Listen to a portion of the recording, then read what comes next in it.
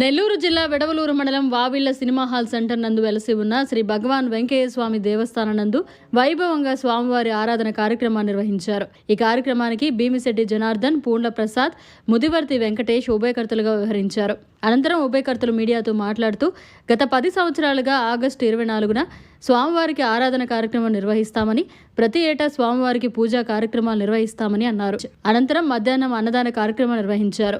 ఈ కార్యక్రమానికి భక్తులు అధిక సంఖ్యలో పాల్గొని స్వామివారిని దర్శించుకుని స్వామివారి అన్నప్రసాదాలను స్వీకరించారు. ఈ కార్యక్రమంలో ఉభయకర్తలు, కుటుంబ సభ్యులు, భక్తులు పాల్గొన్నారు. మాది వెడవలూరు మండలం వావిళ్ళ గ్రామం. గత 10 సంవత్సరాల నుంచి ఈ వెంకయ్య స్వామి గుడి ఉన్నది ఇక్కడ.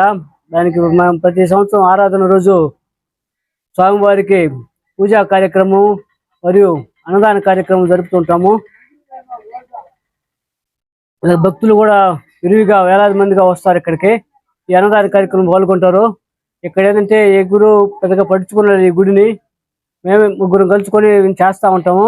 మన ఎమ్మెల్యే గారు చొరవ తీసుకొని ఎలక్షన్ అప్పుడు వచ్చి మీకు ఏం కావాలో చేస్తానని చెప్పి ఉన్నారు.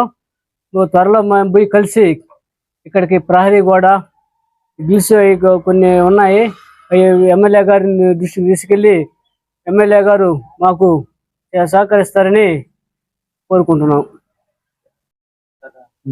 అందరికి నమస్కారం. వెడవలూరు మండలం వావల గ్రామంలో విజయనున్న వెంకయ్య స్వామి ఆలయం వద్ద ఈరోజు అన్నదాన కార్యక్రమం చేశాము.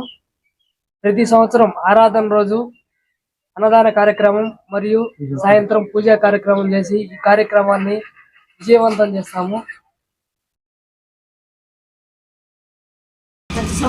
అందరికీ నమస్కారం.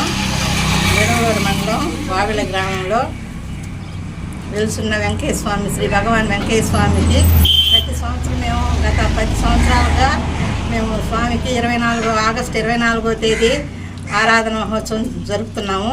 దీనికి ముఖ్య అతిథిగా కార్యక్రమాల్లో జనార్దన్ కూనుకొని చేసే బాధ్యత అంతా ఆయనదేను.